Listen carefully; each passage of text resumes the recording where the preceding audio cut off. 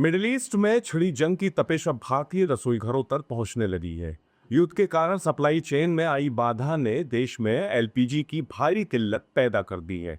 इसका असर अब इतना प्रत्यक्ष हो गया है कि दफ्तरों के बाहर मिलने वाली 10 रुपए की चाय 15 में और 15 वाली चाय 20 रुपए में मिल रही है। ये महज महंगाई नहीं बल्कि एक बड़े ईंधन संकट की आहट है जो आम आदमी की जेब और पेट दोनों पर भारी पड़ रही है। आदाब नमस्कार, मैं दानिश रदीम और आप देख रहे हैं तदेश पोर्ट। आज हम बात करेंगे उस गैस संकट की जिससे देश की रफ्तार और रसोई दोनों को धीमा कर दिया है। इस संकट का सबसे बुरा असर मुंबई जैसे महानगरों में देखने को मिल रहा है, जहां 20% से भी ज्यादा होटल और रेस्टोरेंट बंद हो चुके हैं। होटल मालिकों के पास सिलेंडर का स्टॉक खत्म हो रहा है और गाड़ियों की सप्लाई न होने के कारण वे कारोबार बंद करने पर मजबूर हैं।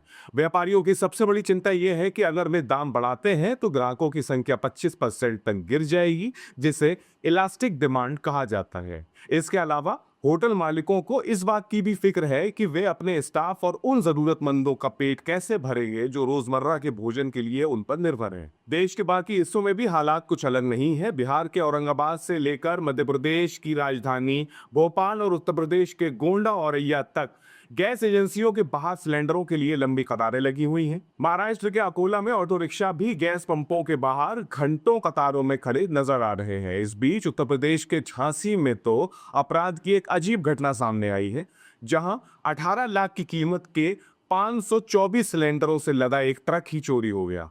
पुलिस को ट्रक तो मिला लेकिन वो पूरी तरह से खाली था, जिससे साफ है कि बाजार में सिलेंडरों की मांग और कालाबाजारी किस कदर बढ़ चुकी है। इस गैस संकट से निपटने के लिए अब वैकल्पिक रास्ते तलाशे जा रहे हैं। कुछ सरकारी संस्था आईआरसीटीसी ने अब माइक्रोवेव और इंडक्शन का इस्तेमाल करने के निर्देश जारी किए हैं। हैदराबाद के मशहूर इतरीज ने बिरयानी पकाने के लिए फिर से पुराने जमाने की तरह लकड़ी के चूल्हों का सहारा लेना शुरू कर दिया है। वहीं आईटी कॉरिडोर के हॉस्टलों ने डोसा और रोटी जैसे उन व्यंजनों को बनाने से मना कर दिया है जिनमें गैस ज्यादा खर्च होती है। अब वहां छात्रों को चावल खाने की सलाह दी जा रही है।